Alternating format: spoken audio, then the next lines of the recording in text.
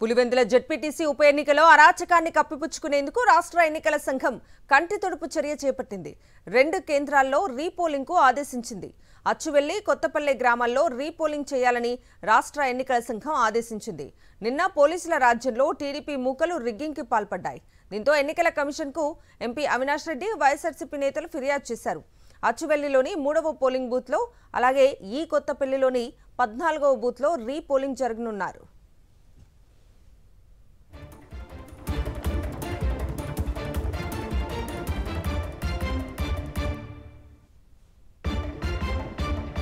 నిన్న ఒక్కో polling booth ను 400 నుంచి 500 మందితో టీడీపీ మూకలు ఆక్రమించుకుని రిగ్గింగ్ కు పాల్పడ్డాయి.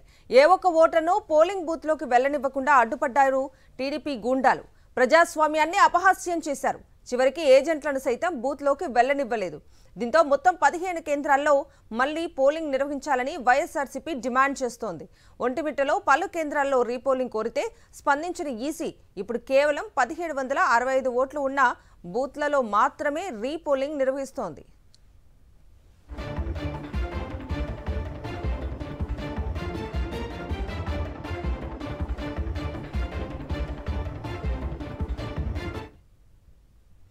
కూటమి ప్రభుత్వం, పోలీసులు కలిసి తమను ఓటు హక్కు వినియోగించకుండా చేశారని మండిపడ్డారు పులివెందుల మండలం కనంపల్లి గ్రామస్తులు.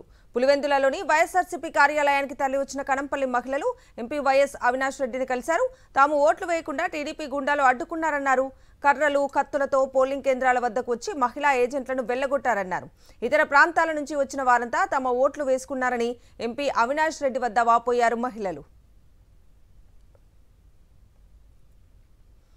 ఇదే అంశానికి సంబంధించి పూర్తి అప్డేట్స్ మా ప్రతినిధి శ్రీనివాస్ అడిగి తెలుసుకుందాం. శ్రీనివాస్,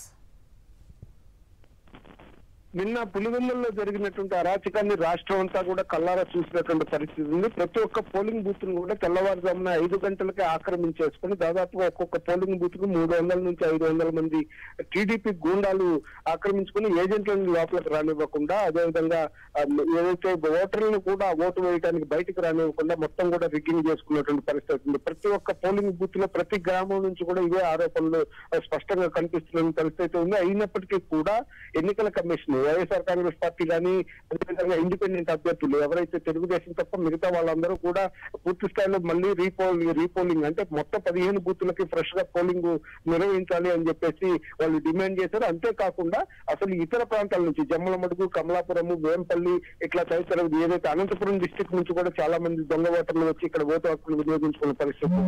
వీటన్నిటిని బేస్ చేసుకుని ఎట్టి పరిస్థితుల్లో కూడా పోలింగ్ వెబ్ కాస్టింగ్ ఏదైతే జరిగిందో, అదేవిధంగా సీసీ కెమెరాలు ఎక్కడైతే పెట్టారో ఆ ఫుటేజ్ అంతా కూడా బయట పెడితే ఎవరెవరు దొంగ ఓట్లు ఎంత స్థాయిలో వేశారనేది కూడా మేము చూపిస్తామని చెప్పేసి కూడా వైఎస్ఆర్ కాంగ్రెస్ పార్టీ ఎన్నికల కమిషన్ తెలిపింది. అంతేకాకుండా మొత్తం ఫ్రెష్ పోలింగ్ జరపాలని కూడా వాళ్ళు స్పష్టంగా డిమాండ్ చేసినట్టు తెలుస్తుంది. అయినప్పటికీ కూడా ఎన్నికల కమిషన్ రెస్పాండ్ కాలేదు. దాదాపుగా నిన్న రాత్రి 76.44% ఏదైతే పోలింగ్ జరిగింది మొత్తం అని చెప్పేసి చెప్తూ, ఈ రోజు ఏదైతే అచ్చువెల్లికి సంబంధించినటువంటి 3వ నెంబర్ పోలింగ్ బూత్, అదేవిధంగా ఈ కొత్తపల్లికి సంబంధించినటువంటి 14వ బూత్ కు సంబంధించి రీపోలింగ్ చేయాలని చెప్పేసి ఎన్నికల కమిషన్ ఆదేశించింది. ఇది కేవలం పూర్తి స్థాయి ప్రజాభిప్రాయం కాదు. అన్ని బూతుల్లో అక్రమాలు, అరాచకాలు జరిగినటువంటి నేపథ్యంలో కేవలం 2 బూతులకే ఈ విధంగా చేయటం ఏంటనేది వాళ్ళు ప్రశ్నిస్తున్న పరిస్థితి స్పష్టంగా కనిపిస్తుంది. ఓటర్లు అసలు ఎవరు కూడా తమ ఓటు హక్కును వినియోగించుకోలేదు, ఎవరిని పోలింగ్ బూత్ల దగ్గరకు రానిలేదు. కర్రలు, రాడ్లు పెట్టుకుని అక్కడే పోలింగ్ బూత్ల దగ్గర వాహనాలను అడ్డుపెట్టి మొత్తం కూడా ఒక అరాచక రాజ్యాన్ని సృష్టించినటువంటి పరిస్థితి అక్కడ స్పష్టంగా కనిపిస్తుంది. ఇంత కనిపిస్తున్నప్పటికీ కూడా ఎన్నికల కమిషన్ మాత్రం రెస్పాండ్ కాలేదు. దొంగ ఓట్లు అయితే విపరీతంగా సైక్లింగ్ చేసినటువంటి పరిస్థితి, బూత్ క్యాప్చర్ చేసినటువంటి పరిస్థితి స్పష్టంగా కనిపిస్తుంది. సో ఈ నేపథ్యంలో ఈ కేవలం 2 పోలింగ్ బూత్లలో మాత్రమే, అది కూడా తక్కువ ఓట్లు ఉన్నటువంటి పోలింగ్ బూత్లలో మాత్రమే ఈ విధంగా ఈ రోజు రీపోలింగ్ అని చెప్పి చెప్పడం ఏదైతే ఇటు ఇండిపెండెంట్ అభ్యర్థులు కానీ, వైఎస్ఆర్సీపీ కానీ వీళ్ళందరూ కూడా ఆక్షేపిస్తున్నారు. మొత్తం మీద అయితే మొత్తం వెబ్ కాస్ట్ చేసినటువంటి ఫుటేజ్ బయటికి విడుదల చేయాలి. అంతేకాకుండా సీసీ కెమెరా ఫుటేజ్ కూడా బయటకు విడుదల చేసి ఎవరెవరు బయట అరాచకం చేశారు, లోపల ఎవరెవరు దొంగ ఓట్లు వేస్తున్నారు అనేది కూడా గుర్తించేందుకు వీలుంటుంది. కాబట్టి ఇమీడియట్ గా చేయాలి. ఇది ఎట్టి పరిస్థితుల్లో కూడా మొత్తం 15 పోలింగ్ బూత్లకు కూడా రీపోలింగ్ జరపాలని చెప్పి డిమాండ్ వినిపిస్తోంది.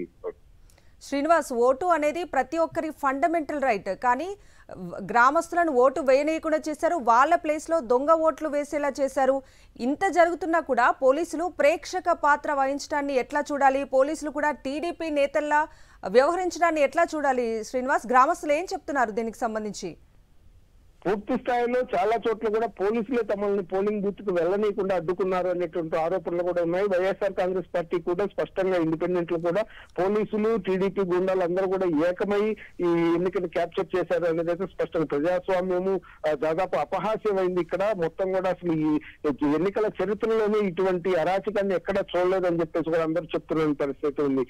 చాలా సీనియర్ ఓటర్లు కూడా స్పష్టంగా మేము ఎప్పుడు కూడా ఇట్లాంటి బూత్ క్యాప్చరింగ్ ఈ విధమైనటువంటి దౌర్జన్యాలని ఎక్కడ చూడలేదని, చాలా మంది మీద దాడులు చేశారు. చాలా ఎవరైతే ఓటింగ్ పోతామని చెప్పి బలవంతంగా గట్టిగా చేస్తే వాళ్ళ మీద దాడులు చేశారు. పోలీసులు కూడా చాలా చోట్ల ఏజెంట్లను ఆపారనేటువంటి ఆరోపణలు ఉన్నాయి. అసలు పోలింగ్ బూత్ లోకి వెళ్లకుండా కొన్ని పోలింగ్ బూత్ల్లో కేవలం ఒకే ఒక్క టీడీపీకి సంబంధించిన ఒకే ఒక్క ఏజెంట్ తోనే ఎన్నికలు జరిగినటువంటి పరిస్థితులు కూడా ఉన్నాయనేది ఆరోపిస్తున్న నేపథ్యం ఉంది. మొత్తం మీద అయితే అందరూ కలిసే ఈ విధంగా చేశారు. వీళ్ళ మీద మాకు నమ్మకం లేదు, అందుకనే కేంద్ర బలగాలతో ఇక్కడ ఎన్నికలు నిర్వహించాలని కూడా వైఎస్ఆర్ కాంగ్రెస్ పార్టీ డిమాండ్ చేస్తుంది. Okay Srinivas, thank you.